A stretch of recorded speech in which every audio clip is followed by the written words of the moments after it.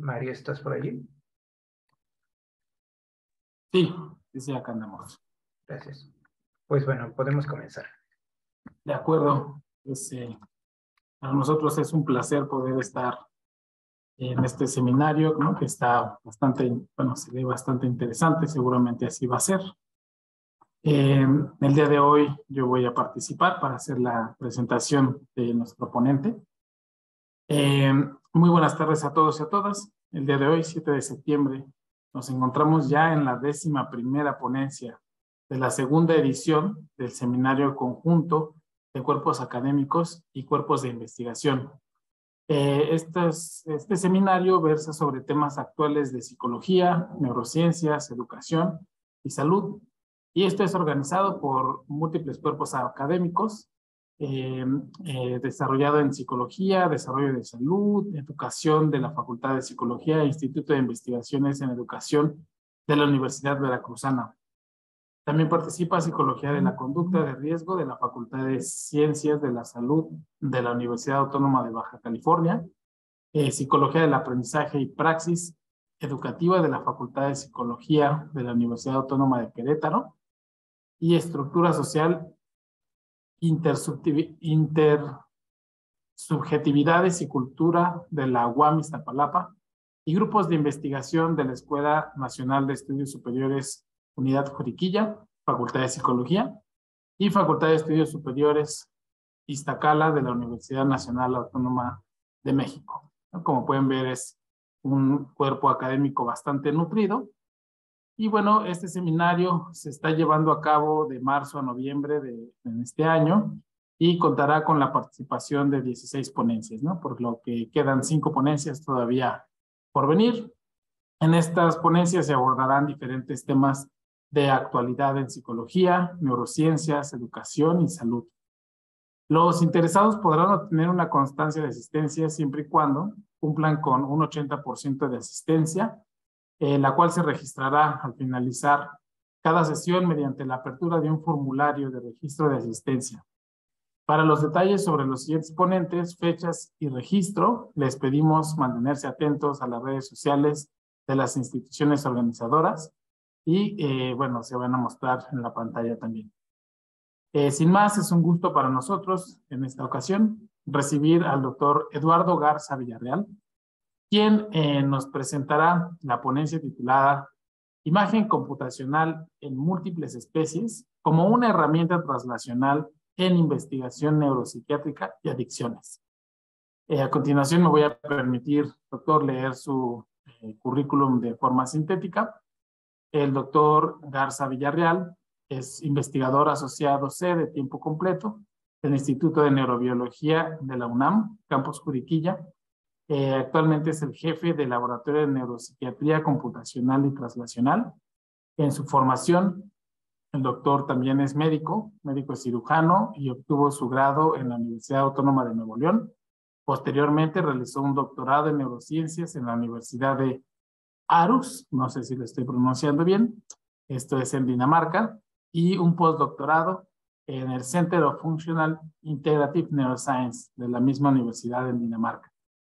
Tiene experiencia en estudios translacionales en diferentes especies, incluyendo humanos, y esto lo ha logrado utilizando neuroimagen computacional, en particular resonancia magnética, estructural, funcional y de difusión.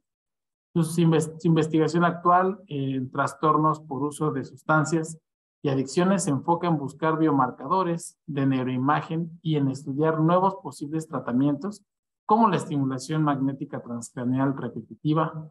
Y bueno, pues basta decir que cuenta con múltiples publicaciones internacionales y actualmente es miembro del Sistema Nacional de Investigadores Nivel 2. Bienvenido, doctor. Le cedemos la palabra y estaremos muy atentos a su charla. Muchas gracias por la invitación. Voy a compartir la pantalla. Ok, espero que ahí se vea bien, ¿verdad? Sí, ya se ve perfecto. Muchas gracias. Ok, gracias. Bueno, pues de nuevo gracias por la invitación y voy a hablarles de un tema pues muy general que es el tema de investigación de mi laboratorio y con algunos ejemplos, ¿no? Entonces esto va a ser básicamente sobre cómo nos puede ayudar la imagen computacional, específicamente resonancia magnética, en múltiples especies como para empezar pues, a investigar cuestiones como las adicciones y vamos a ver sobre neuropsiquiatría, ya que me refiero con eso. Este es mi laboratorio, bueno, son los alumnos que conforman parte del laboratorio y los temas de investigación y las diapositivas van a estar en inglés, pero yo lo voy a dar en español, obviamente. Los temas de investigación sobre todo están enfocados en trastornos por uso de sustancias, desórdenes neuropsiquiátricos en general y acompañados también de trastornos por uso de sustancias. Además, se trata de identificar marcadores de neuroimagen, sobre todo de resonancia, que se puedan utilizar en diferentes especies. Y como había mencionado, en neuromodulación, específicamente estamos trabajando con estimulación magnética transcraneal, que también voy a mencionar al respecto. Entonces, bueno, ¿a qué le llamo yo neuropsiquiatría? Porque pues hay varios conceptos que es neuropsiquiatría. El concepto que estoy usando es es tratar de juntar las dos de alguna manera, ya que partimos del punto de vista biológico, en donde pues los trastornos psiquiátricos, la mayoría, si no es que todos, tienen un involucro neurológico o un trasfondo neurológico, ¿no? O sea que, digamos, la esquizofrenia, depresión, etcétera, todo parte de la base biológica. Entonces a eso me refiero cuando hablo de neuropsiquiatría. Entonces me parto de que la psiquiatría tiene un trasfondo biológico para mí. Y entonces, de este punto de vista, los trastornos psiquiátricos, ¿sí? Tenemos que reducen la expectativa de vida en general, o sea, de todas las personas. Es la primera causa de problemas, ¿sí? De problemas en las personas, ¿sí? ¿Por qué? Porque pues hay muchos tipos de patologías psiquiátricas que pues no nos permiten tener nuestra vida normal. Además, hay pobre diagnóstico y tratamiento de estas enfermedades en general y es complejo de estudiar los desórdenes psiquiátricos, los trastornos psiquiátricos. Son complejos. Las personas tienden a sufrir más de uno, es decir, es raro encontrar que una persona solamente tiene uno de ellos. Y pues se presentan también a veces con algún desorden neurológico, no solamente psiquiátrico. Entonces, ahí es donde entra también para mí los trastornos por uso de sustancias. Estos trastornos pues se consideran una enfermedad psiquiátrica o neuropsiquiátrica, ya que involucra ambos, involucra la parte neurológica o biológica y la parte psiquiátrica o de comportamiento o un desorden mental también se le puede llamar, en donde hay pérdida de control de una sustancia. Puede ser moderado a severo, ¿sí? Hay personas que tienen moderadamente pérdida de control o estas afectaciones, y hay personas que es muy severo, es variable. Y a lo que le llamamos adicción generalmente se traduce en la dependencia a la sustancia y esto aparentemente es un proceso basado en aprendizaje.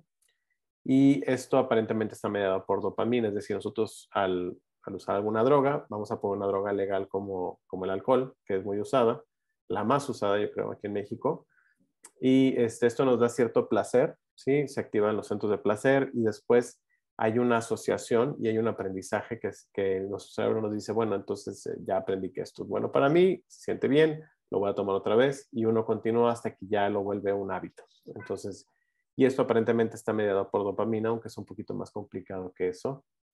Lo que se llama también dependencia o adicción es cuando ya no nos importan las consecuencias adversas, ¿no? Uno puede hacer más cosas por el alcohol, sí, que lo que haría normalmente. Entonces, esto ya es un problema para la persona. Y aproximadamente el 50% de los pacientes que tienen algún trastorno por uso de sustancia, pues tienen también un trastorno psiquiátrico. Entonces, tenemos un doble problema ahí. Y es el problema también del huevo y la gallina, que fue primero, el trastorno psiquiátrico o la sustancia. Sí, no se sabe, se piensa que puede ser uno u otro. Entonces, parte de esto, lo que sabemos es que hay diferentes etapas en el trastorno por esas sustancias. Creo que se ve mi mouse, ¿verdad? Entonces hay una parte que se le llama la parte de intoxicación. ¿Perdón? Digo que sí se ve su imagen muy Gracias, bien. gracias. Y aprovecho para la interrupción para preguntarle, si alguien en el público tiene alguna pregunta, ¿prefiere usted que la reserve al final o No, no, puede no, interrumpir me pueden durante la sesión? preguntar sin problema. De acuerdo, para estar atentos a las manitas, ¿no? Que Sí, alce su manita y les damos su participación. Muchas gracias, doctor. no de nada. Entonces, bueno, a este cuadro en general, es una teoría sobre cómo se establecen las adicciones en los humanos y se le llama el ciclo de la adicción o lo llama el ciclo de la adicción, en donde todo empieza con una intoxicación o el binge, que se le llama la primera vez que se consume de una forma cuantiosa, por ejemplo. Vamos a poner siempre el ejemplo del alcohol porque es un ejemplo que es legal y muy común. Se ve como ni siquiera se ve como una droga a veces, pero lo es. Y después tenemos cuando ya se pasa el efecto, un efecto negativo, y esto viene pues un efecto negativo en el cuerpo y en las emociones, ¿sí? Y después puede pasar, hay personas que sí les pasa y personas que no, que hay una preocupación por la anticipación de volver a consumir, ¿sí? Y una vez que se cierra el ciclo otra vez, vuelve a empezar, entonces se intoxica la persona, hay efecto negativo después de consumir, es decir, la cruda, por ejemplo, y luego hay la anticipación por volver a consumir, ¿no? No todo esto le sucede a todos, ¿sí? No todas las etapas suceden. El binge intoxicación sí, pero estas otras dos no suceden tan comúnmente en ciertas personas. ¿Sí? No todos se hacen adictos o no todos llegan a tener todas estas manifestaciones, ¿sí? Eh, y pues bueno, esto obviamente se relaciona y está aquí en colores con diferentes regiones cerebrales, es decir, todo el cerebro básicamente, pero hay regiones que están más involucradas en cada una de las etapas de este ciclo, que es lo que se ha visto. Entonces, la parte de intoxicación, el binge, involucra más los ganglios basales, por ejemplo, que están aquí en azul. Eh, el, la parte del efecto negativo, pues está mediado entre los ganglios basales, la amígdala y otras regiones. Y además, la parte de preocupación y anticipación, pues ya tiene un componente más prefrontal, más de control ejecutivo, etcétera, y obviamente memoria, el hipocampo. Y hay otro componente que se ha agregado que es la interocepción, ¿sí? Que eso, bueno, tiene que ver con otras regiones que tienen que ver con la autopercepción y bueno, la autobiografía de los eventos que nos llevaron al consumo y todo cómo se sintió, todo esto. Entonces, pues este ciclo todavía es una teoría, no sea, pues hay mucha evidencia de que esta teoría obviamente es sólida, sin embargo no sabemos exactamente cómo una persona se hace adicta y cómo otra no. Hay muchos elementos aquí.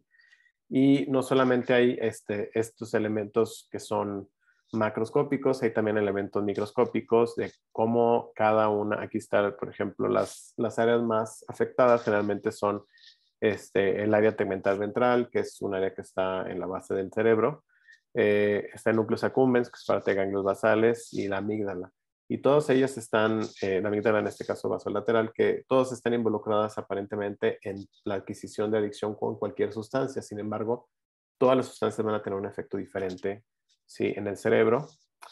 Al final, aparentemente todas lo que producen es un aumento de la dopamina libre, y obviamente pues eso hace que haya más actividad de dopamina en general en el circuito que le llaman mesolímbico, incluso llegando hasta la corteza. Entonces, pues en general todas las drogas van a afectar diferentes partes del cerebro, pero al final la mayoría llegan a hacer, afectando la dopamina en el BPA. Entonces, y eso aparentemente es parte del mecanismo por el cual sucede esto. Sin embargo, si supiéramos ya, pues podríamos hacer drogas que lo bloqueen, y sabemos que no, o drogas me refiero a farmacéuticas que bloqueen este efecto y podamos tratar a los pacientes. Al final sabemos que todavía no llegamos a eso en muchos casos. Entonces, pues todavía hay mucho que descubrir, ¿no? De esta parte. Ahora, ¿en qué se parecen? Y digo, aparte de que obviamente la mayoría de los trastornos por uso de sustancias tienen trastornos psiquiátricos, además, pues tienen la característica de que son difíciles de prevenir, ambos, ¿sí? Son difíciles de diagnosticar, ambos, y el tratamiento es difícil también. Es decir, es un problema triple, ¿no? Y entonces, por lo tanto, se piensa que se requiere más investigación translacional. ¿Y qué más se necesita? Mejores biomarcadores. Entonces voy a explicar para mí qué es investigación translacional. Entonces, básicamente, a lo que llamamos traslación o translacional es el proceso para tomar observaciones que vemos en el laboratorio, ¿sí? En la clínica o en la comunidad, hacia intervenciones que realmente mejoren la salud de las personas y el público. Es decir, esto puede ser diagnósticos o tratamientos que puedan obviamente utilizarse en medicina. Entonces, es lo que muchos dicen que no sirve, que es el conocimiento básico, pasarlo hasta que se pueda tratar a un paciente. Esa es la meta de la investigación translacional, son los humanos al final. Obviamente esto se puede dividir en muchas etapas. Aquí hay un ejemplo de las etapas en las que se puede dividir, donde tenemos la ciencia básica en la primera etapa, la traslación a humanos, que sería como la prueba de concepto, ¿sí? En este caso de investigación básica se le llama a las pruebas preclínicas o estudios en animales, ¿sí? Que pues, nos permiten encontrar marcadores, cositas que podamos utilizar. El tiempo 2 pues ya se hace la traslación a humanos, es decir, fases donde apenas estamos probando un concepto, ¿sí? En donde vemos nuevos métodos, tratamientos, no es un ensayo clínico como tal, pero pues por ahí va, ¿no? Ya la fase, la T2, que es la traslación a pacientes, ¿sí? Eso ahora sí tiene que ver con ensayos clínicos, donde ya podemos tratar de ver si realmente funciona esto que hicimos o no. Y finalmente tenemos estas otras dos en donde ya hay esto que hicimos desde lo básico, ya llegó a la clínica y ya se está utilizando. Y pues ya se está utilizando más y se está estudiando cómo está trabajando en pacientes, a lo mejor en un país o a lo mejor en una zona. Y al final ya tendríamos, ahora sí, todo el acceso a la comunidad, ¿sí? Entonces, esa es la última etapa. Entonces, tenemos muchas etapas en medio y todo esto que está aquí es traslación, ¿no? Hay muchas partes de traslación. Entonces, es muy importante.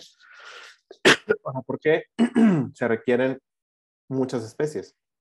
Nosotros somos muy diferentes, pero todas estas especies que se utilizan en investigación, pues en general son mamíferos, como nosotros, y tienen un cerebro, ¿no? Y entonces se utilizan para ciencia básica, sobre todo los primeros dos, por su valor científico, es decir, por ejemplo, en los estudios en animales, en roedores, generalmente ratas y ratones, pues tienen mayor control de todas las variables que ustedes quieren estudiar. Y esto nos permite poder utilizarlo en poder estudiar mejor algún fenómeno.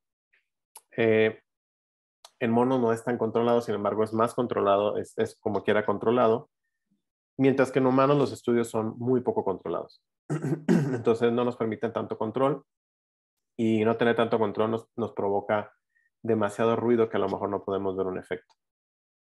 En cuanto al poder translacional de los estudios, pues obviamente en ratas y ratones, pues va a ser muy poquito el poder translacional.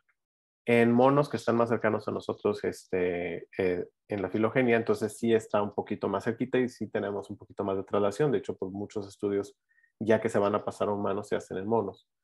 Por ejemplo, alguna droga, por ejemplo, alguna vacuna. Se tienen que probar, si no, no hay manera de pasarlos a los humanos. En humanos, obviamente, pues tenemos que el poder de traslación es mayor, es el mayor. Sin embargo, pues tenemos otros problemas como la ética, etcétera, ¿no? Donde no podemos realmente hacer tanta investigación tan básica, ¿sí? Entonces, ¿cómo podemos hacer que esto se junte? Una de las ideas es encontrar algún marcador o un biomarcador que se le llama, que pues pueda juntar a las tres especies y que al medir en una y otra tengamos algo similar que se pueda utilizar para medir en humanos.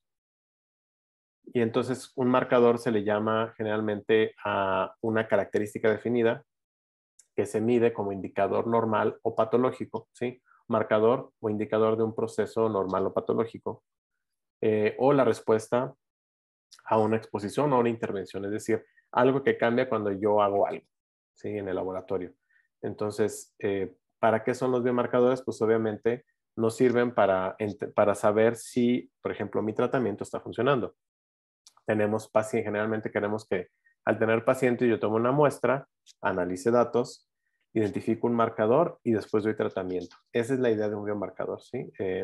Por ejemplo, la glucosa, el nivel de glucosa puede ser un biomarcador, o sea, hay muchos tipos de biomarcadores. Entonces, la idea sería encontrar uno que yo pudiera usar en humanos, obviamente, para saber si mi tratamiento está funcionando o no, o para diagnosticar alguna enfermedad, ¿sí? Y pues hay muchos tipos de biomarcadores. Este estudio, por ejemplo, en donde muestra diferentes tipos de biomarcadores que puede haber en la clínica, ¿sí? Que pueden ser aplicados en la clínica. O sea, por ejemplo, hay, como les decía, marcadores de monitoreo, es decir, cómo va mi paciente, diagnóstico para diagnosticar, por ejemplo, los marcadores de cáncer, de susceptibilidad o riesgo. Estos son antes de que aparezca algo, no puedo hacer un marcador de riesgo, etcétera, ¿no? Y hay marcadores predictivos de cómo le va a ir a mi paciente, etcétera, etcétera, ¿no? Entonces, tenemos muchos tipos de biomarcadores normalmente en la clínica, sobre todo, por ejemplo, en oncología, en neurología, etcétera. Entonces, se podría también clasificar estos tipos de biomarcadores en periféricos, o sea, se pueden obtener de la periferia del cuerpo, o centrales, que generalmente se obtienen pues, de forma no invasiva en humanos, o a veces hasta invasiva. Pero la idea sería encontrar biomarcadores no invasivos que pues, nos puedan hablar sobre sobre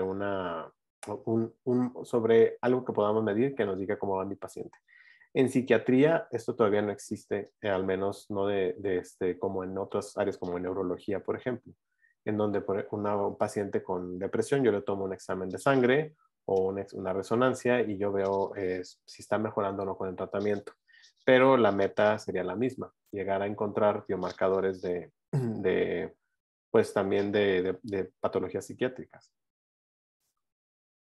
Y entonces, una propuesta es que además de todos estos marcadores de proteómica, transcriptómica, genómica, epigenética, metabolitos, etcétera, también la neuroimagen computacional podría convertirse en un biomarcador, no solamente por su potencial translacional de conectar a todas las especies, sino además por su potencial no invasivo para uso en humanos.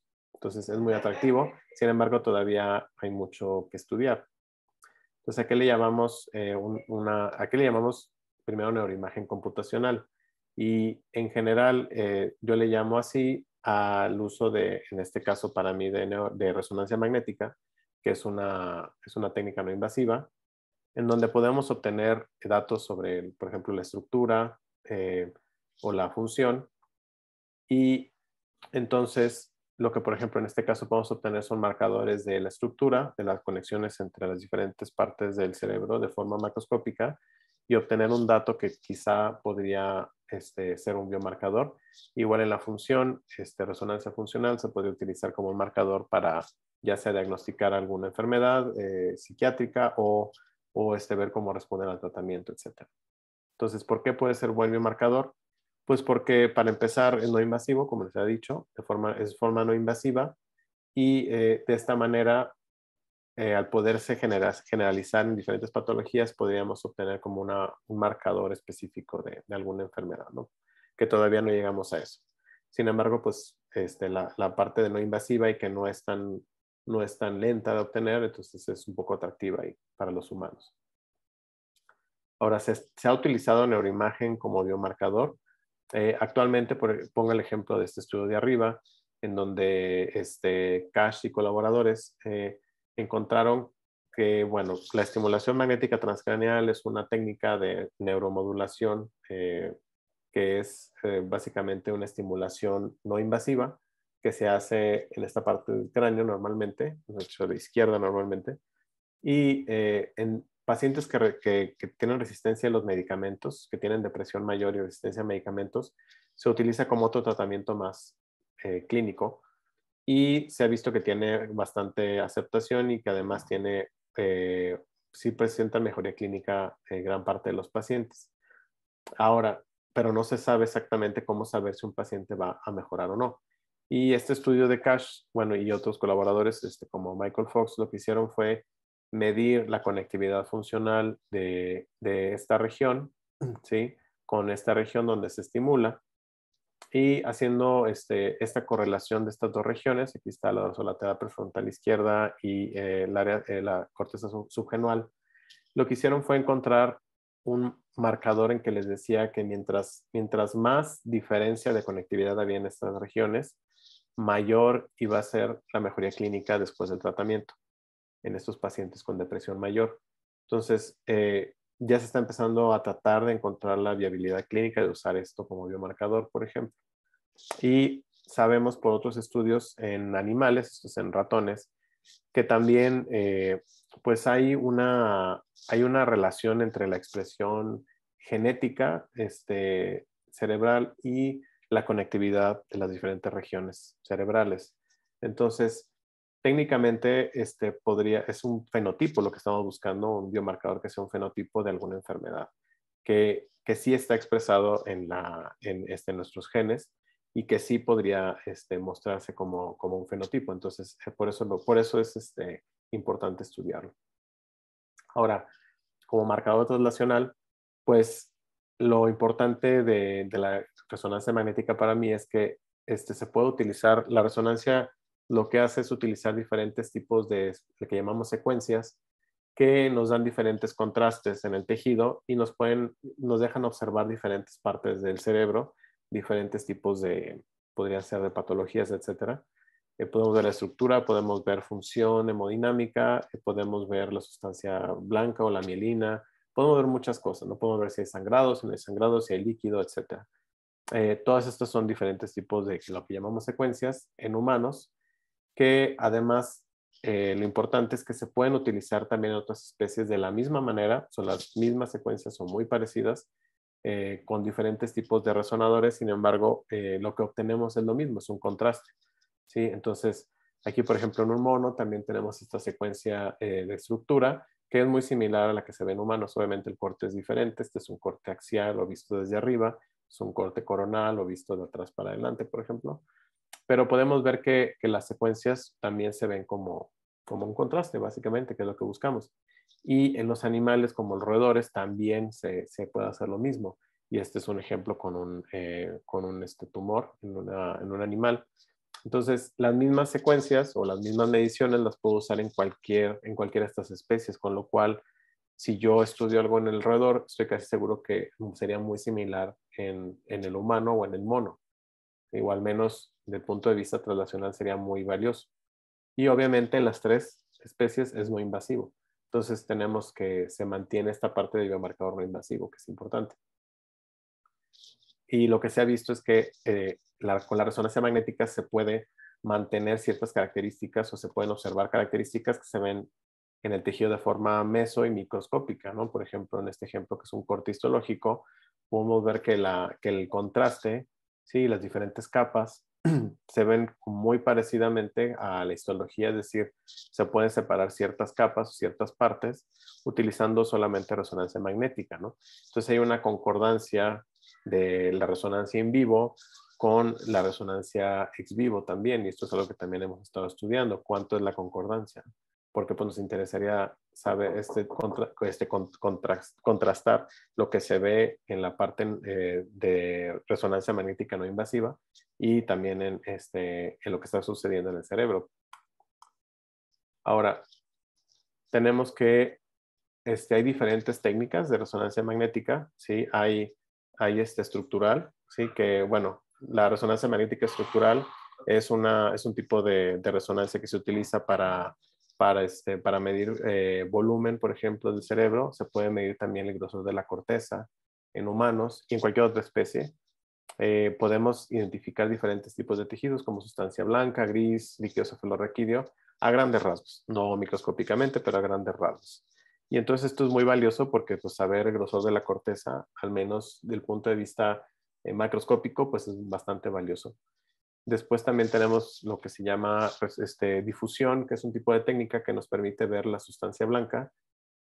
No solamente nos permite ver la calidad de la sustancia blanca a grandes rasgos, que son las conexiones, ¿sí? entre diferentes partes del cerebro, sino además nos permite saber con colores pues cuál es el eje de este tracto de sustancia blanca. Pero la difusión también se puede utilizar para ver microscopía, es decir, desde el punto de vista no invasivo se puede ver... sí, pasen. Perdone. Del punto de vista no invasivo, también se puede ver, podemos ver la microscopía utilizando difusión en tejidos como sustancia gris, sustancia blanca. Podemos ver cómo está la estructura, la microestructura, ¿sí? Entonces nos da más información que solamente la macroestructura. Y bueno, la difusión, por ejemplo, se utiliza mucho en trastornos neurológicos, generalmente, por ejemplo, en infarto cerebral, etcétera, en esclerosis múltiple, que nos permite saber, pues, si hay pérdida de mielina. Todo esto ya se utiliza. Y además tenemos la resonancia magnética funcional, y esta lo que mide es de forma indirecta la función cerebral, y se ha visto que este tipo de resonancia nos da una idea de la función o qué está funcionando en cierto momento. Y además ya se ha visto que, por ejemplo, en el caso de la resonancia funcional en humanos, también se puede utilizar en monos y se puede utilizar en otras especies pequeñas, con resultados muy similares. Obviamente tenemos diferente estructura cerebral, pero la base es muy similar. Entonces hay redes funcionales que ya se han descrito y que pueden ser vistas en cualquier especie. Así que ya se sabe que las 3 especies existen.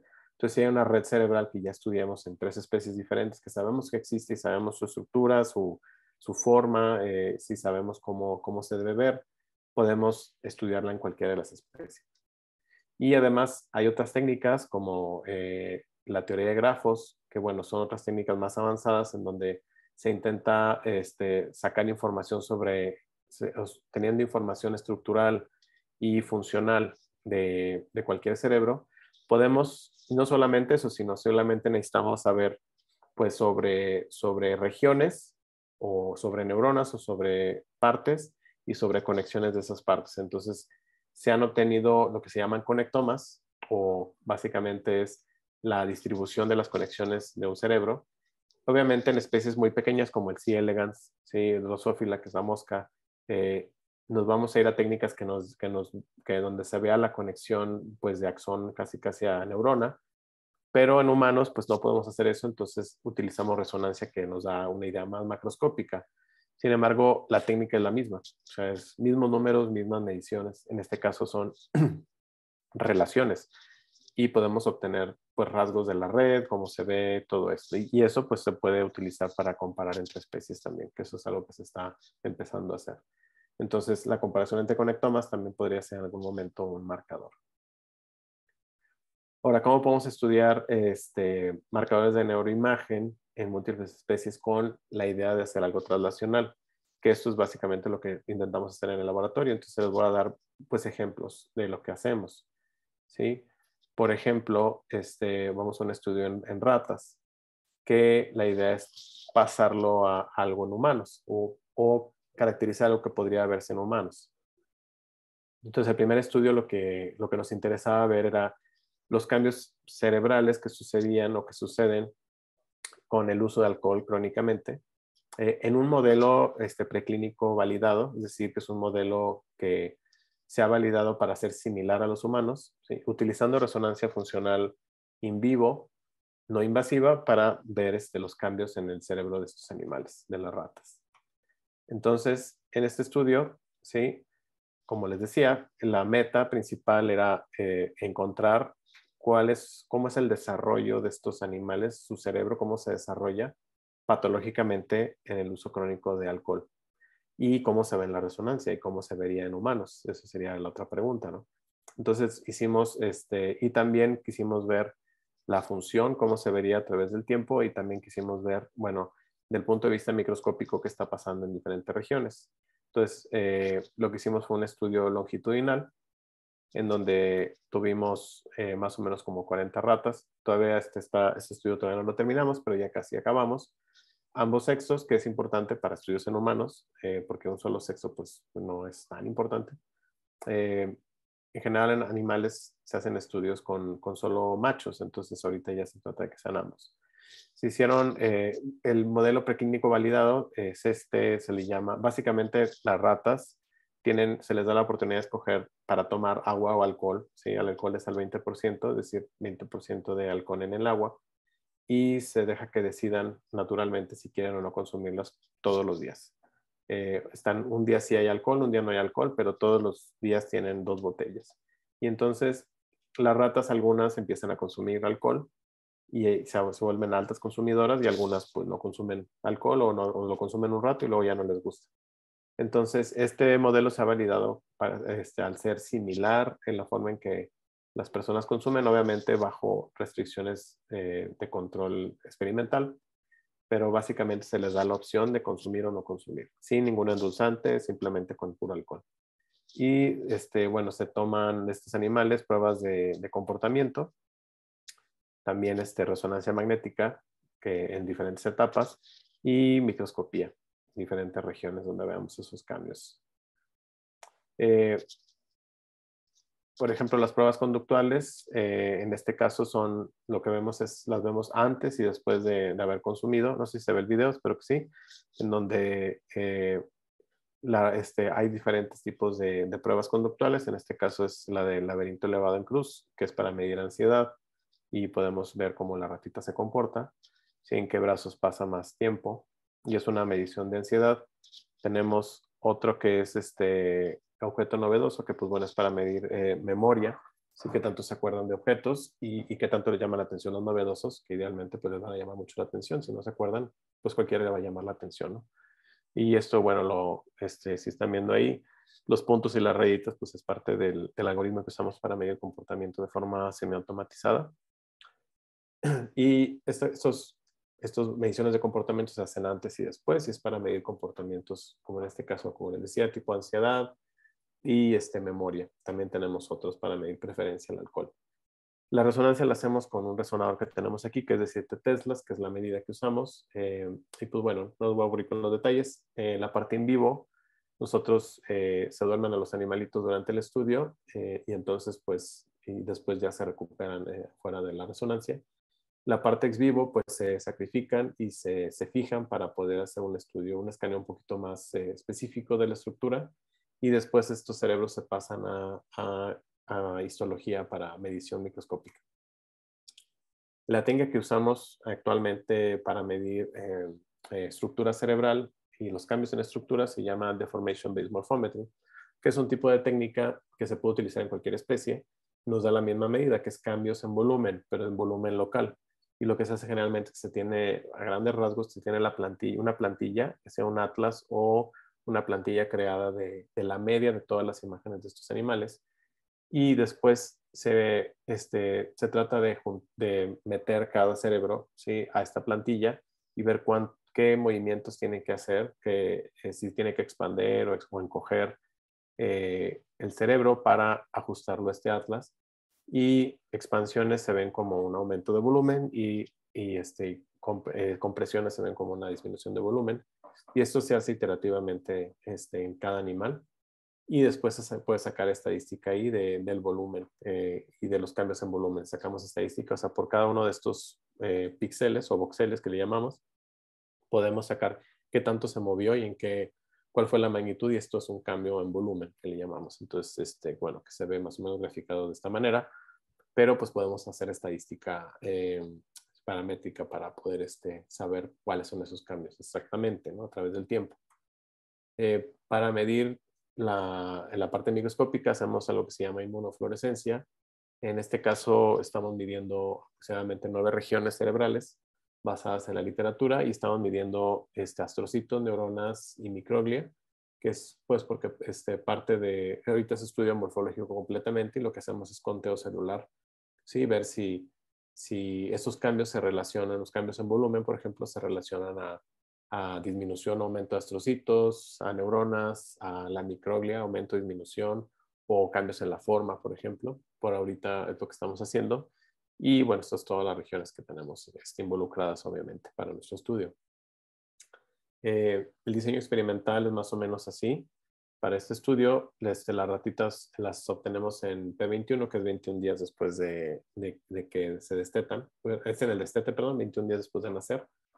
Y nosotros las crecemos hasta P45. Y ya antes de eso, P45 es 45 días después de nacer. Y entonces, que serían consideradas como ratas adolescentes, más o menos. O sea, para nosotros serían adolescentes. Entonces, Por eso el estudio es sobre desarrollo. Entonces, tenemos las pruebas de comportamiento antes, les tomamos una resonancia antes de cualquier otra cosa, ¿sí? Aquí no han consumido nada. Después entran en el modelo este de consumo, ¿sí? Y ahí tenemos un grupo control, que en el grupo control, pues lo único que se les da es 2 botellas de agua y deciden tomar cualquiera de las dos y no tienen ninguna consecuencia, ¿no? Es control de consumo. Pero las de experimental, pues sí tienen sus 2 botellitas de alcohol. Ahorita les muestro cómo se ve, cómo se hace el consumo de alcohol. Después tomamos otra resonancia a la mitad del modelo porque queremos ver cambio y otra al final del modelo, ¿sí? AP90, perdón, ¿sí? Que ya es al final de que se estableció el modelo de alcohol y que ya consumen bastante alcohol por sí mismas, algunas de ellas. Después hacemos otra vez las pruebas conductuales para ver cambios en las pruebas conductuales y comenzamos otra vez una parte del modelo en donde lo que hacemos durante estas pruebas conductuales es el periodo de abstinencia en donde básicamente ya no les damos alcohol, ¿sí? Y observamos también su comportamiento y todo esto. Después de eso, tenemos 10 sesiones otra vez donde volvemos a ponerles el alcohol para ver si quieren consumir otra vez y esto es para definir si tienen o no alcoholismo como tal, el fenotipo de alcoholismo. Y al final hacemos otra última resonancia de este modelo para después hacer el sacrificio y poder obtener las imágenes para histología. ¿Cómo consumen alcohol las ratas en este modelo que está validado? Pues básicamente, primero se tienen que habituar a usar 2 botellas para tomar agua en ciclo inverso. Y después empezamos el modelo y aquí lo que hacemos es darle, un grupo va a tener las 2 botellas de alcohol, una de alcohol y una de agua, y los días lunes, miércoles y viernes nada más. Los días martes, jueves y sábado y domingo, pues no tienen más que 2 botellas de agua, ¿sí? Y eso es todo. Esto se repite, ¿sí? Más o menos por 6 semanas y un poquito más. Entonces, la idea de todo esto es generar que voluntariamente empiecen a consumir alcohol, ¿sí? Ok, entonces, rápidamente, ¿qué resultados hemos visto hasta ahorita? Porque son preliminares, no hemos terminado. Sin embargo, pues hemos visto que las ratitas que tienen mayor consumo de alcohol, ¿sí? Que ya tienen un fenotipo como tal de alcoholismo, pues tienen cambios cerebrales después de empezar a consumir, ¿sí? Con el consumo crónico. Y estos cambios se dan por aumentos en el volumen, que son, aquí se ven en rojo, y disminuciones en el volumen que se ven en azul. Y entonces lo que estamos viendo es que hay regiones cerebrales que tienen un aumento del volumen. ¿Qué quiere decir esto? Pues estudios han dicho que no sabemos qué quiere decir exactamente aumento en volumen. Lo que nosotros hipotetizamos es que aumento o disminución de volumen va a depender de la región que esté aumentando y disminuyendo. Es decir, a lo mejor alguna región tiene aumento en volumen porque está aumentando la cantidad de neuronas, mientras que otra no aumenta la neurona, sino aumenta la microglia, lo cual nos puede dar una idea que hay una inflamación, o a lo mejor hay aumento de líquido extracelular, o sea, hay muchas razones, ¿no? Lo que sí se ha visto es que a qué se refiere el volumen en resonancia magnética, pues generalmente en resonancia magnética se puede traducir a un conteo de sinapsis, o sea, aumento y disminución de sinapsis, aumento y disminución de dendritas, aumento y disminución celular. Y pocos sobre lo extracelular, al menos es lo que se ha encontrado hasta ahorita, pero no hay muchos estudios. Entonces, como vemos, hay muchas regiones, ¿sí? Que tienen un aumento en el tiempo. Ahorita voy a mostrar cómo se ve en el tiempo, pero son regiones, cambios locales, y esto es después de los días que tienen de consumo. Las regiones que encontramos más importantes hasta ahorita son el tálamo, la corteza motora, el caudado putamen y este giro dentado del hipocampo, lo cual puede ser esperado. Sin embargo, pues todavía no terminamos el estudio porque faltan más ratas de analizar, tenemos muchas más. Pero bueno, aquí podemos ver a qué me refiero con los cambios. En negro está el control, es decir, el desarrollo normal de los animales. En rojo están las de alto consumo y en azul las de bajo consumo. Entonces podemos ver en general que, por ejemplo, en el tálamo izquierdo se ve aquí un aumento en el volumen que es aparentemente normal. En M1 se ve que hay una disminución de volumen normal. Esto es al término de las sesiones. ¿Sí? Aquí podemos en caudado putamen podemos ver que aumenta normalmente el volumen y en hipocampo también aumenta el volumen. lo cual pues es lo que se ve en las ratas control. ¿Qué se ve en las otras? Pues aparentemente las de alto consumo aquí tienen una mayor disminución del volumen. Aquí al revés, en M1 tiene un aumento del volumen, que en este caso es patológico. Y así nos vamos, ¿no? Entonces, lo curioso también es que las de bajo consumo también tienen una diferencia, que puede ser o no de mucho impacto, sin embargo, también se ve algo. Ahora la distribución está un poco grande, pero pues todavía estamos escaneando más animales. Entonces, la idea aquí es, precisamente a esto le podemos llamar trayectorias de desarrollo, ¿sí? Porque tenemos aquí en negro los controles que nos dan el desarrollo normal o el desarrollo habitual que van a tener los animales en las mismas condiciones, exceptuando pues obviamente el consumo. Y entonces nos podemos dar una idea de que estos cambios pues son anormales, los de las patas que están en rojo, por ejemplo. Estos son completamente anormales, ¿sí? Y obviamente cuando tengamos más muestra, pues vamos a poder ver también los cambios en la conectividad funcional, etcétera, ¿no? Ahora, los cambios microscópicos todavía no llegamos a eso, todavía estamos analizándolo, es algo que tarda mucho. Sin embargo, para que sea una idea, más o menos se ven así los cortes, ¿sí? Histológicos, donde tenemos las diferentes células, ¿sí? Neuronas, aquí astrocitos y microglia. Entonces, en este caso es una rata que tiene aquí una cirugía. Entonces se puede ver la microglia en rojo, se puede ver que está mucho más aumentada aquí porque pues, hubo una cirugía, ¿no? Entonces, esta es una de nuestras ratas de otros proyectos. Sin embargo, es para que se den una idea de cómo se ve. Entonces, los cambios en volumen, nosotros vamos a poder ir a ver a qué tipo de conteo celular se refiere, ¿sí? Igual en este ejemplo, ¿sí? Esto lo está haciendo mi alumno Juan Pablo Maya y mi postdoc César Carranza. ¿Sí? Están, por ejemplo, en hipocampo. Podemos ver exactamente qué región del giro dentado, que ahorita estamos precisamente viendo estos cambios. Vamos a ir a ver qué le está pasando a las células ahí, ¿sí? Esto pues para obviamente poder traducirlo a algo que podamos utilizar en humanos, es decir, qué se está perdiendo, qué se está aumentando. Todo esto es importante, ¿no? Estos cambios son por inflamación, son por pérdida neuronal, ¿qué está pasando, ¿no? Ahí, ¿sí? Esto es un primer estudio que estuvimos haciendo, que ya vamos a terminar. Este es otro estudio donde como ambos son parecidos, ¿sí? Lo único aquí extra es que queríamos ver cómo afectaba el estrés al consumo de alcohol, ¿sí? ¿Por qué? Porque en las personas se piensa y se ha visto en estudios que el estrés aumenta el consumo de alcohol en la gente, ¿no? Entonces, en animales también se ha visto que el estrés crónico aumenta el consumo de alcohol. Entonces, decidimos también estudiarlo con base en nuestro modelo. Ahora, ¿por qué es importante este modelo de forma translacional? Pues porque, como les dije, o sea, es un modelo validado para que es básicamente similar lo que se ve. Este modelo se utiliza para saber si un tratamiento en humanos va a funcionar o no, ¿sí? Entonces, por eso mismo quisimos estudiar este modelo y con la resonancia nos puede dar una idea en humanos qué es lo que está pasando cuando un adolescente está consumiendo alcohol por mucho tiempo, qué cambios va a haber. Y también podríamos irnos a estudiar, que esto sí lo vamos a hacer, estos cambios pero en adolescentes y a largo plazo, de los adolescentes que están consumiendo, por ejemplo. Ahora, en alcohol estrés, tenemos este estudio que ya les dije, que bueno, lo único extra que estamos viendo es determinar la influencia si en un modelo similar, pero aquí metemos un estresor, que en el caso de los animales, un estresor crónico es pues dejarlos encerrados en un tubito por 3 horas más o menos al día. Y eso obviamente les crea estrés crónico y pues después vamos a ir a ver el consumo, ¿sí? Cómo se ve.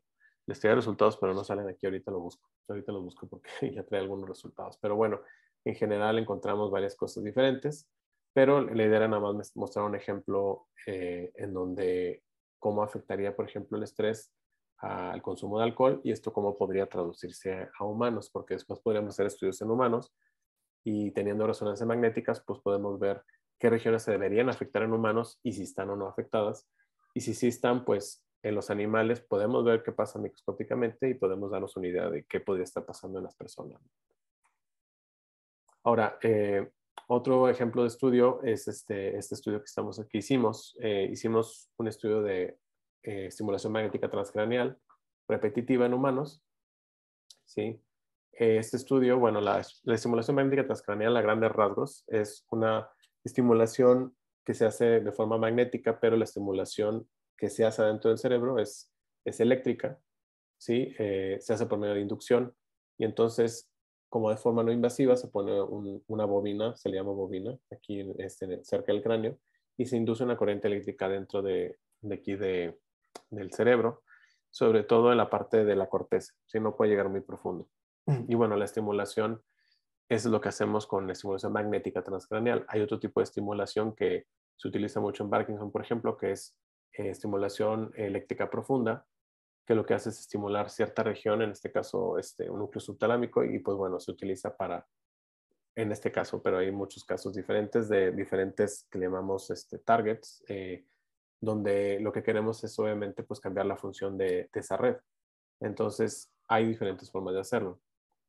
En la adicción a cocaína, por ejemplo, y en otros tipos de adicciones, se ha visto que existe un efecto clínico medible de beneficio de la estimulación magnética, del TMS, lo voy a llamar.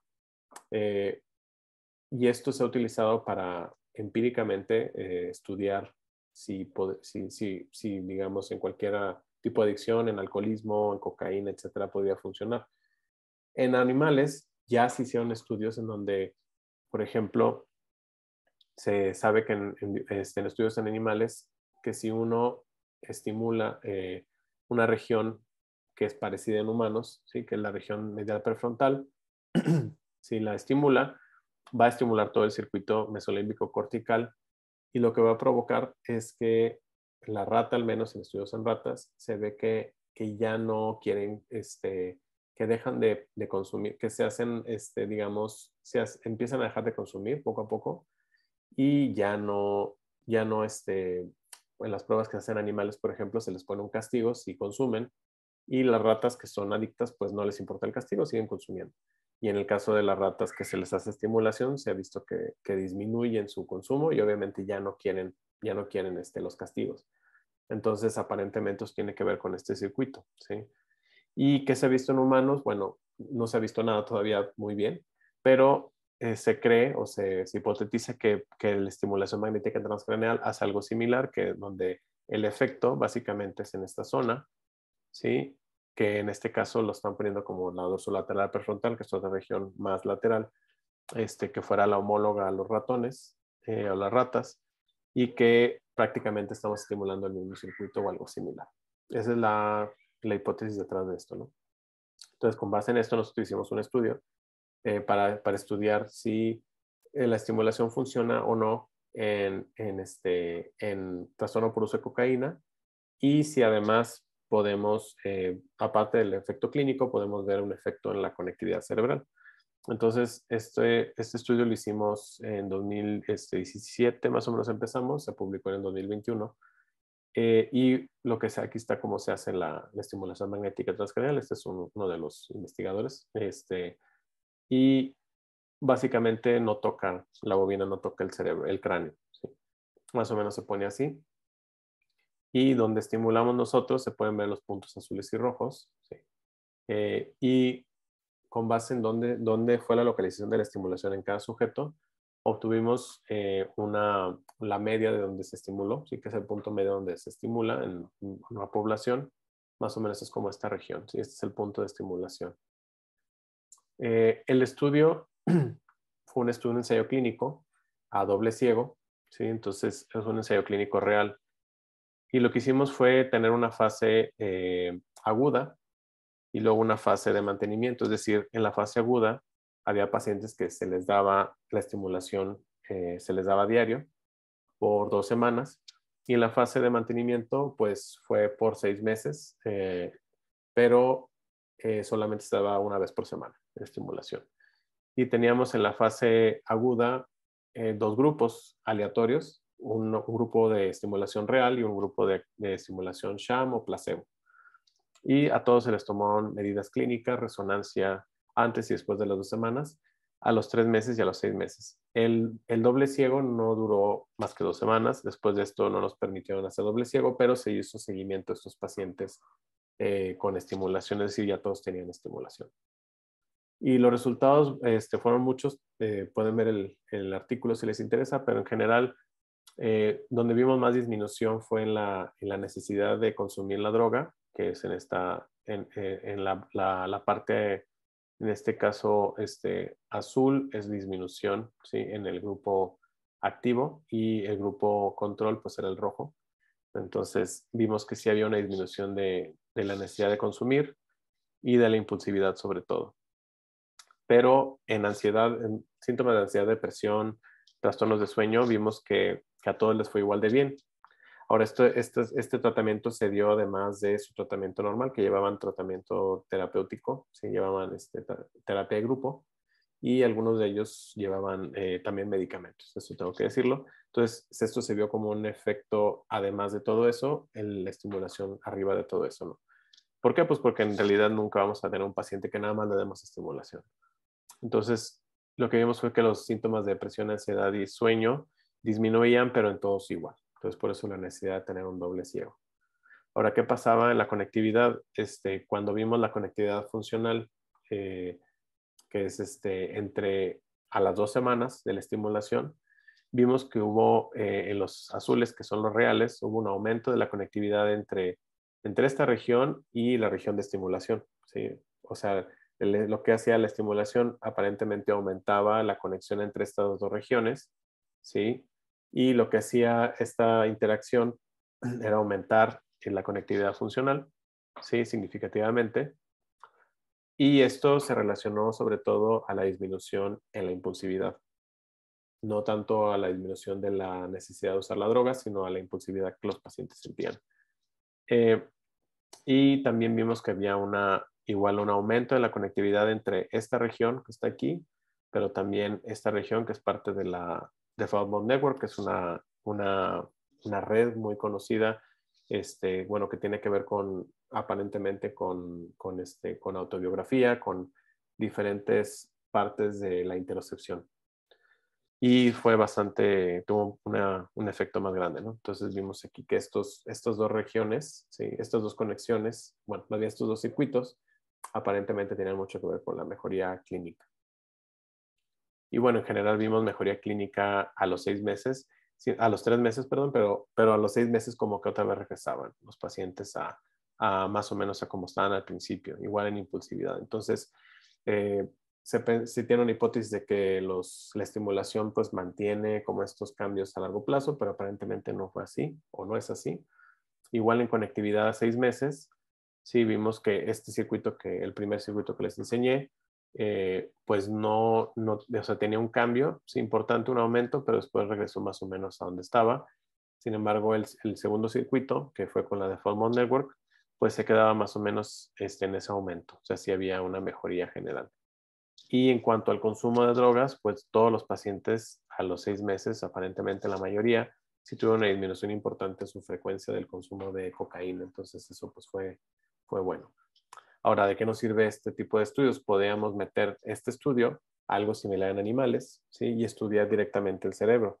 Esta fue la idea que tuvimos, entonces tratar de regresarlo. Ahora es difícil porque no hay estimuladores para animales, ¿sí? Pero tiene que hacer estimulación directa, es un poquito diferente, pero la idea era precisamente ahora vamos a ver los efectos de esto en ratas, y a lo mejor podemos estudiar, con la resonancia vamos a tratar de ver las mismas conexiones y también ver cambios microscópicos, etcétera, ¿no? Entonces, con base en esto hicimos este estudio, que todavía estamos terminándolo también.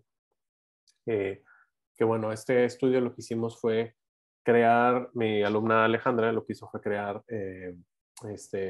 unos electrodos de carbono, porque normalmente los electrodos que se usan pues no se pueden utilizar en resonancia, por eso casi no se hace esto. Pero entonces lo que hizo fue hacer electrodos de carbono, con fibras de carbono, y queríamos estudiar si estimulando en esta zona, ¿sí? En la que nos habían mostrado aquí en otros estudios, podíamos disminuir el consumo de alcohol, porque pues se ha probado muy poco, hay muy pocos estudios de esto. Entonces, pues sí, lo que hizo fue Alejandra fue poner el electrodo, ¿sí? En una región, la región prelímbica, que es similar en los dos lados del cerebro de las ratas. Aquí podemos ver dónde se pone. Obviamente es una operación como in vivo, se hace con anestesia y todo. Los animalitos no tienen dolor, siempre lo medimos, se les dan analgésicos, todo esto. Y entonces la estimulación básicamente se hace así y el animal está caminando y todo mientras se le hace la estimulación no se siente, no se debe sentir ni en humanos ni en animales. Y esto lo hacemos, es muy similar a lo que hacemos en los humanos, ¿sí? Básicamente es darles sesiones de estimulación por cierto tiempo. Y bueno, aquí están los resultados que hemos visto. ¿Qué hemos visto? Pues que aparentemente no a todas las ratitas les funcionó. Es decir, algunas, aquí está, si nos enfocamos aquí, en donde aquí se hace la estimulación. ¿Sí? Aquí es después de la estimulación el último punto. Y este es el consumo en este caso es de alcohol, porque tenemos un modelo de alcohol, no tenemos cocaína. Pues lo que vemos es que en algunas ratas sí disminuye el consumo, pero en otras pues parece que no hay cambio, en otras hasta aumenta. Bueno, las rojas en este caso son las activas, es decir, que tienen la estimulación real, y las azules son las de placebo, porque también hicimos un placebo, obviamente para controlar siempre los falsos positivos. Entonces, por ejemplo, ratitas activas, algunas consumieron más, incluso después de la estimulación, otras no hubo cambio, ¿sí? Y las que no tuvieron estimulación real, algunas hasta disminuyó. Entonces fue muy variable, muy variable. Y pues bueno, todavía seguimos, son poquitas ratas que tenemos ahorita, seguimos trabajando en obtener más muestra.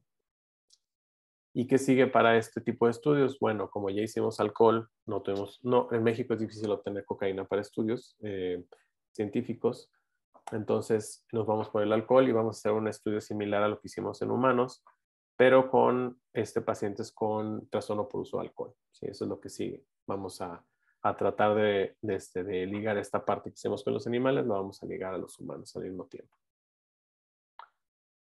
Ahora, yo voy a seguir, ya que se acabó, nada más para que ya faltan poquitas diapositivas.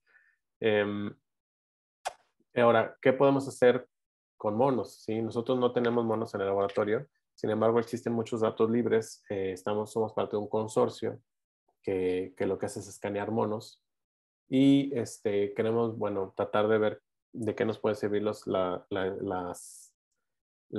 imágenes cerebrales de monos para algo en humanos. Entonces, como a mí me interesa este circuito de lo que se ven adicciones, entonces lo que propusimos fue un estudio entre especies, ¿sí? Un estudio interespecie. Estos estudios son difíciles de hacer y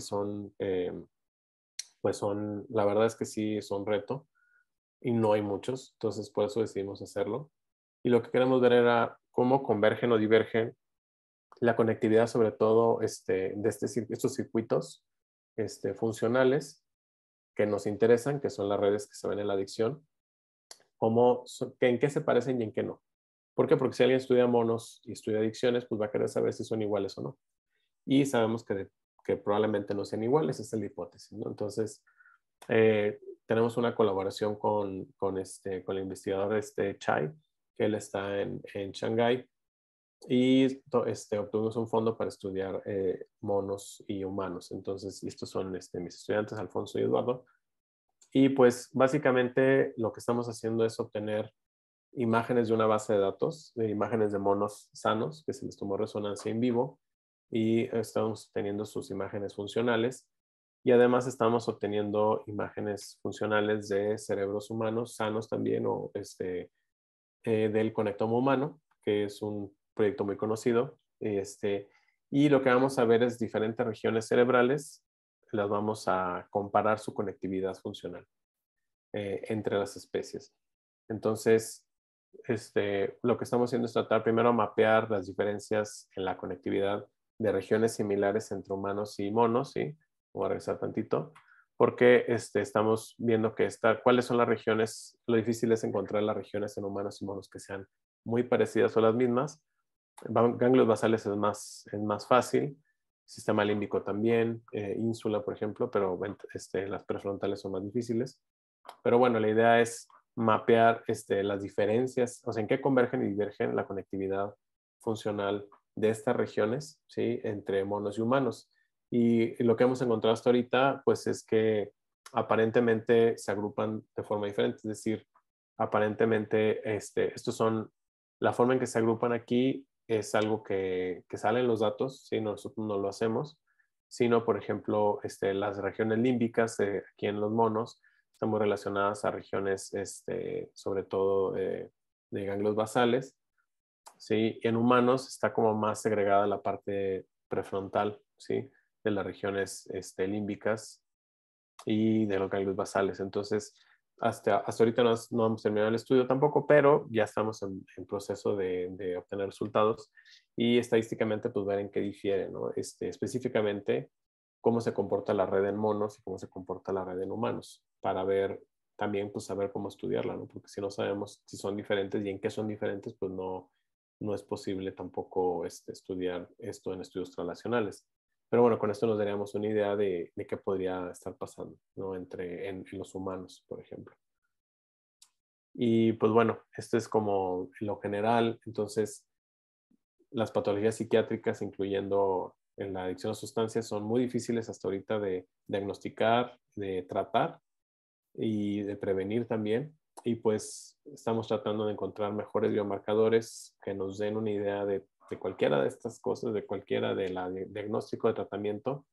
Y pensamos que la mejor forma de hacerlo para poder encontrar los mejores biomarcadores, al menos por resonancia magnética computacional, pues es por medio de estudios interespecie, en diferentes especies, hacer cosas similares para tratar de ver en qué se parecen y en qué no. ¿Sí? Donde convergencia y divergencia es algo que a mí me gusta mucho el concepto, porque pues donde converjamos, entonces sí podemos estudiarlo y donde no, pues al menos sabemos que por ahí no es.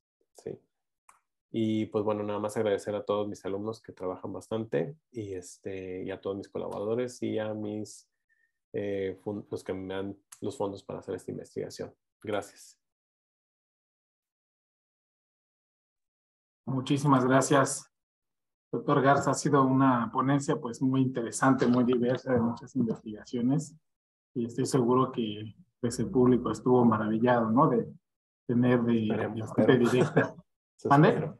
Eso espero Sí, y espero no. también sus preguntas, ¿sí? Porque Sí, sí, sí. De hecho, ya hay algunas acá en el chat que voy a tomar lectura. Yo también anoté algunas que desde el inicio me fueron brincando. Voy a dar preferencia al público para sí, no, claro. pues, no quitarles el tiempo. Solamente quisiera seguir aquí un poquito con el protocolo. Me ganó la emoción, ¿no? De ya pasar las preguntas, pero sí quisiera comentar al público que le recordamos que accedan al formulario que aparecerá en el chat en vivo, y pues, en este formulario ustedes podrán registrar su asistencia. Eso se debe encontrar disponible en el chat. De hecho, ya lo estoy viendo. Y bueno, al registrarse para poder obtener su constancia del día de hoy, la palabra clave es adicciones. Entonces, ahora sí vamos a pasar con las preguntas que yo fui anotando aquí en otro documento. Y por ejemplo, Sandra Cerezo nos comenta, son muy interesantes sus resultados, doctor. Con base en estos, una vez que se puede identificar las zonas del cerebro afectadas por el consumo del alcohol, ¿hacia dónde va su investigación? ¿Hacia la prevención del consumo de alcohol o al desarrollo de tratamientos? Está interesante la pregunta. Digo, desde hace mucho que ya se sabe qué regiones más o menos son afectadas por el alcohol. Digo, lo que hacemos del punto de vista fundamental, no estamos en territorio nuevo, sin embargo, sí estamos aportando a que, bueno, la resonancia nos permite estudiar todo el cerebro al mismo tiempo. Otros estudios no permiten esto. Si hiciéramos solo microscopía, pues tendríamos que escoger qué regiones estudiar o estudiar todo un cerebro y pues es tiempo, dinero, etcétera, ¿no? Entonces, la ventaja de la resonancia es que nos permite pues agarrar todo el cerebro y ver qué cambia, ¿no? Y digo, el efecto tiene que ser grande para que se vea. Entonces lo que estamos tratando de encontrar son zonas a lo mejor poco exploradas, por así decirlo, o zonas que sabemos que existen, pero pues confirmar qué es exactamente lo que está cambiando, ¿no? Ahora, ¿hacia dónde va? Pues está padre la pregunta, porque eso es lo que yo creo que va. Por un lado, a mí me gustaría enfocar también en el desarrollo de tratamientos, que es algo que ya inmediatamente estamos viendo, sobre todo en el estudio de estrés con alcohol. La idea era probar algún tratamiento para ansiedad, para estrés. Una vez que, digamos, llegamos a la etapa en donde ya se estudió todo este modelo, la idea sería meter una intervención para ver si un medicamento que funcione para disminuir estrés, ansiedad, nos pueda disminuir también el consumo de alcohol. Eso es algo que ya inmediatamente vamos a hacer. Y pues lo que estamos haciendo con los tratamientos de estimulación, pues también entra como ahí, ¿no? Sobre la prevención, yo creo que ahí la parte que me interesa más es que no sabemos exactamente qué es lo que produce que un animal, al menos, ahorita el punto de vista animal, se vuelva adicto o quiera consumir más de alguna droga. Sabemos más o menos, hay hipótesis y hay estudios, hay bastantes estudios, pero aún así no sabemos exactamente cuál es ese switch, ¿no? Porque aproximadamente solo 20%, aproximadamente, depende de la droga, entre 5 y 20% de las personas se hacen adictas, ¿no? No son todos.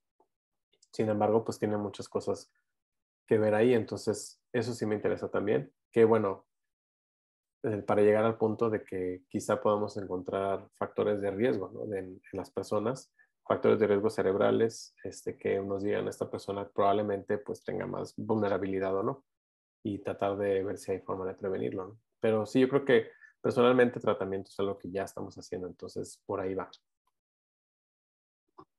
De acuerdo, doctor. Muchas gracias. Ujú. Y, por ejemplo, en ese caso, me remontó a la pregunta que me surgió desde el inicio, en la cual mencionaba el 50% de las personas con adicciones presentaban alguna condición psiquiátrica. Entonces, me quedé pensando en si había alguna relación de algún trastorno en particular, no sé, déficit de atención con hiperactividad relacionado a consumo de cocaína, por ejemplo, o estas cuestiones de ansiedad, depresión relacionadas al alcoholismo. ¿Hay algún dato relacionado a ese tipo de información? Sí, se le llama patología dual generalmente, que son las que acompañan una adicción. Por ejemplo, una muy común es esquizofrenia y adicción a nicotina, ¿no? Fumar. Cocaína y ese trastorno límite de la personalidad, por ejemplo. O sea, sí hay varias ya conocidas. Yo no soy psiquiatra, hay más ejemplos, pero es como más específico porque, de hecho, hicimos un estudio de patología dual entre adicción a cocaína y trastorno límite de personalidad, por ejemplo, porque no se sabe, como les digo, qué fue primero o por qué sucede, ¿no? Porque una persona que tiene eso va a consumir o viceversa, ¿no? Y digo, encontramos datos interesantes. Hay una teoría así de la automedicación con drogas, con sustancias, donde se dice que muchas veces esto mitiga los síntomas y por eso se hacen adictas a cierta droga específica. Sin embargo, pues bueno, faltan muchos estudios, pero si encontramos algo parecido a eso, ¿no? Que las personas que tenían la patología dual están mejor en su conectividad funcional entre sus regiones prefrontales y la amígdala, por ejemplo, que está patológicamente eh, afectada en este tipo en trastorno límite de personalidad y en adicción a cocaína. Pero encontramos que las que tenían patología dual pues no estaban tan afectadas desde ese punto de vista y también clínicamente parece que no estaban tan afectados, pero bueno, es un estudio nada más y es controversial obviamente y pues falta más, ¿no? Pero sí, patología dual es como la forma en que se estudia. Y bueno, de ahí la importancia de todas las líneas de investigación que tienen, ¿no? Porque hay muchas preguntas abiertas, mucha necesidad de esas respuestas para poder divertir en diferentes campos de acción, como lo mencionaban los asistentes. Y vamos a continuar ahora con la pregunta de Laura Ciprés. Ella pregunta, ¿qué estrategias propone con base en su investigación para la atención de adicciones? Híjole, pues es que eso ya va en el T4, ¿no? No sé, esa es como la última etapa. Yo creo que lo que generalmente afecta mucho es el estigma. O sea, primero que sea visto como un problema de salud, ya es bastante ganancia. O sea, yo creo que si empezamos con eso ya es ganancia, ¿no? Que se ha visto como algo de problema de salud y que pues que es una patología, que no es algo generalmente que lo pueda manejar la persona automáticamente. Ya para empezar creo que es bastante. En el futuro, pues obviamente pues ver cuáles son los tratamientos. Digo, porque no vamos a dejar que la gente no va a dejar de consumir. Legal, ilegal, no es imposible que lo dejen, ¿no? Entonces, pero si ni siquiera para el alcohol tenemos estrategias como muy específicas para tratarlos, como tratamos otras enfermedades, creo que mucho, pues sí, mucho es el estigma, claro. Y otro es que también no sabemos exactamente pues cómo hacerle para disminuir la necesidad de consumir. No sabemos muchas cosas, ¿no? Entonces, creo que para empezar a bajar el estigma sería importante y yo creo que con eso ya se pueden abrir estas brechas, ¿no? Definitivamente. Por acá también la doctora Guadalupe Gomar, primeramente lo felicita. Felicidades por su claridad Gracias. y por abordar de manera tan amplia un tema urgente de salud pública. Y la pregunta que ella hace es, ¿se han hecho estudios en modelos animales del BTA como target para el tratamiento de las adicciones? ¿O en general se usa mucho más corteza? O sea, si te referías a la estimulación, me imagino que va por ahí. No se ha usado BTA que yo sepa porque está muy profundo. Tú sabes, está muy profundo y la estimulación en lugares muy profundos, al menos en animales, pues sí se puede hacer, pero ya en humanos sería muy, muy difícil y bueno, lo que se ha visto con estimulación magnética transcranial es que te vas a estimular zonas más profundas, ganglios basales, etcétera, aumentas el riesgo de crisis convulsivas. Entonces, en animales, pues tú puedes meter un electrodo hasta allá si quieres, sin tanto problema, pero digamos que podría ser un target ideal, sí, porque pues aparentemente todo converge en la dopamina. Ahí digo aparentemente porque pues nadie me lo ha confirmado, digo, hay muchos estudios, pero así como que sepamos si ahí es, no sabemos bien, ¿no? Entonces, creo que podría ser un futuro target, yo creo que sí, pero yo creo que más bien farmacéutico, farmacológico, más que de estimulación, por ejemplo. Sin embargo, tenemos la otra cosa de que cuando estamos estimulando la corteza, ya se sabe que de alguna manera estás estimulando zonas más profundas. Entonces, cuando estimulamos, por ejemplo, dorsolateral prefrontal, sabemos que estamos estimulando hasta al menos hasta el globo pálido y núcleus accumbens. Todas esas zonas se están estimulando. Ya hay estudios que lo han comprobado en humanos. O sea, se activan en conjunto al estar estimulando. Entonces, claro, no tan profundamente hasta BTA yo ya he visto, pero digamos que podría afectar como quiera. Entonces, pues es la respuesta en general. Se ha usado más la corteza, sí, para estimulación, pero targets más profundos también están en investigación y pues bueno, que yo sepa no hay mucho. De acuerdo. Voy a continuar con otra pregunta de Julie y Julia. Ella se pregunta por qué estudiar las adicciones en modelos animales en donde no presente mucho raciocinio o que no esté muy desarrollada la corteza prefrontal. Ella pregunta si se ha comprobado que en esos modelos se presenta la adicción.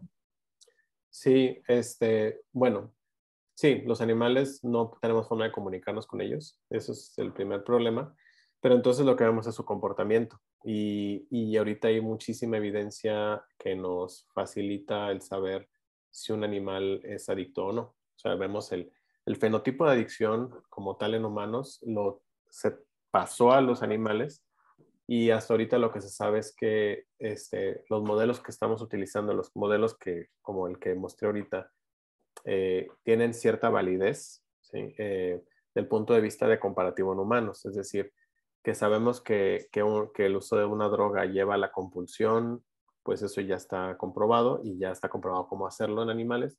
También que por ejemplo, una droga produzca síndrome de abstinencia, eso se puede medir también en animales, que etcétera, etcétera, ¿no? Varios, o sea, el fenotipo, es decir, el comportamiento de los humanos que se ven, por ejemplo, el que no se detengan por algo externo, ¿sí? Para consumir, o sea, que las consecuencias no les importen. En un modelo animal, ¿qué se usa de consecuencias? Normalmente se utiliza digamos que el animal tenga que ir a consumir, que cuando palanquee, por ejemplo, 5 veces, pues se consuma, pero que si consume va a haber se va a electrificar el piso, así como le damos un toque, y pues eso obviamente produce dolor y lo saca de onda. Una rata que no sea adicta, pues no va a seguir palanqueando, va a decir, no, pues ya no. Pero las ratas que sí quieren consumir, pues no les va a importar, en este caso, el choque eléctrico, ¿no? Entonces, hay cosas que ya se han pasado, que hemos visto en el comportamiento humano, que se puede ver en el comportamiento animal, pero que son muy claros, como simplemente el síndrome de abstinencia se ve, y el hecho de la motivación para obtener la droga, también. Pero obviamente pues nunca va a ser exactamente igual y no son los mismos ambientes. Se ha estado tratando de hacer ambientes más enriquecidos con los animales, por ejemplo, en donde pues tengan más, como algo más social, una parte más social, etcétera, porque estos son experimentos muy específicos. Sin embargo, pues sí nos ayudan a encontrar mejores tratamientos. Ya ha habido varios estudios que encuentran algunos tipos de tratamiento que sí funcionan. En nicotina, por ejemplo, ya hay tratamiento, en alcohol, algún tipo de tratamiento. Entonces, sí se sabe que los animales se hacen adictos, sí. Eso sí, ya es algo que se ha visto con su comportamiento, de acuerdo a la droga, que es motivación y pérdida de la inhibición para buscarla, etcétera. Todas estas cositas que ya sabemos. De acuerdo, doctor, muchas gracias. Ya. Y bueno, para no abusar de su tiempo, ¿habrá posibilidad No. de una última pregunta? Sí, claro. Respecto al público, ya concluimos con todas. Pero a mí me llamó mucho la atención estos estudios que hacen en diferentes momentos y en alguno de ellos incorporaban un momento de abstinencia. Uh-huh.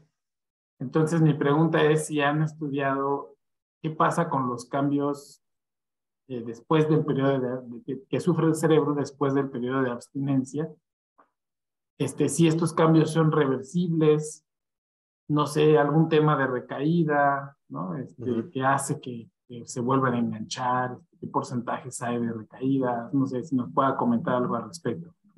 Sí, nosotros lo estamos haciendo ahorita, pero todavía no tenemos resultados en cuanto a volver a consumir. En cuanto a la abstinencia, ha habido otros estudios que sí han visto que la abstinencia produce cambios importantes en el cerebro, sobre todo daño, porque pues de estar dependientes de la droga de repente ya no están.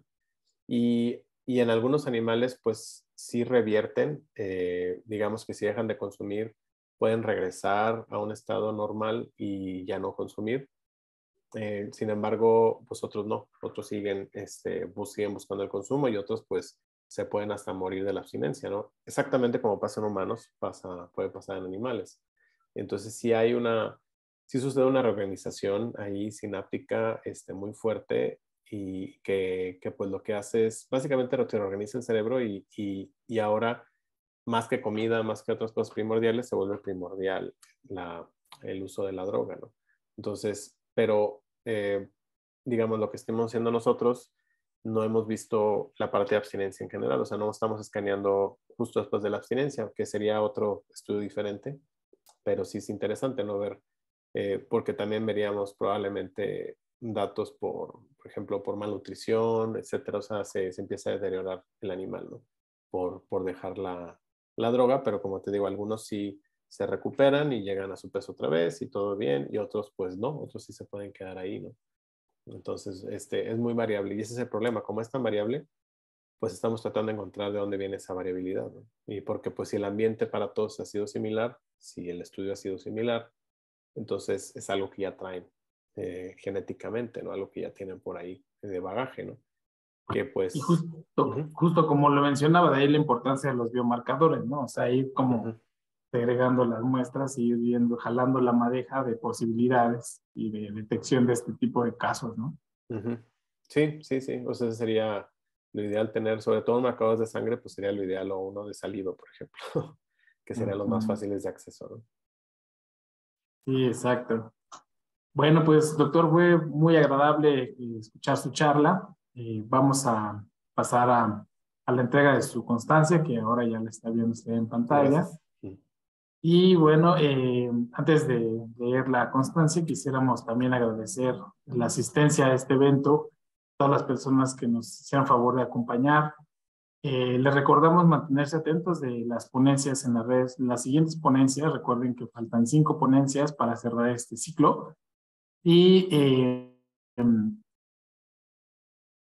También la siguiente ponencia es un aviso importante que está programada para el 21 de septiembre a cargo del doctor Isidro Maya desde España.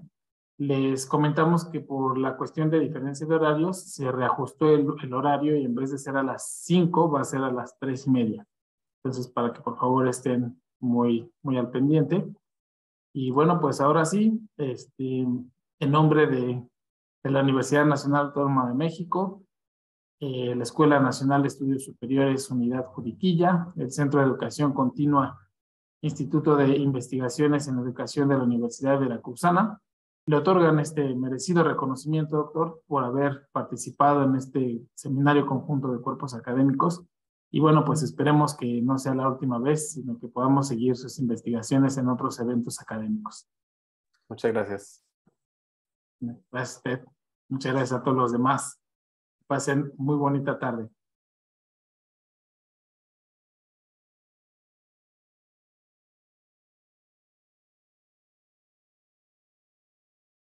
Muchas gracias, buenas tardes.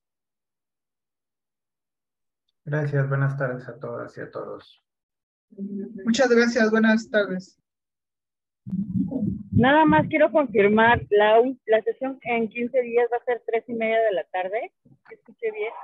Exacto. Ah, muy bien, pero ¿lo van a anunciar o así ya quedó? Ya queda esa hora, de todas formas vamos a mantener nuestra publicidad en las redes sociales para que lo consulten. Muy amable, muchas gracias. Muy bien, Javier, pues muchas gracias por la invitación a esta coordinación. Estuvo muy interesante la ponencia. Y No, pues gracias a ti. quedamos pendientes a los siguientes 5 seminarios que quedan en el ciclo. Perfecto, muchas gracias, Mario. Y bueno, que tengan bonita tarde. Nos vemos dentro de 2 semanas. Va que va. Estén muy bien, hasta luego.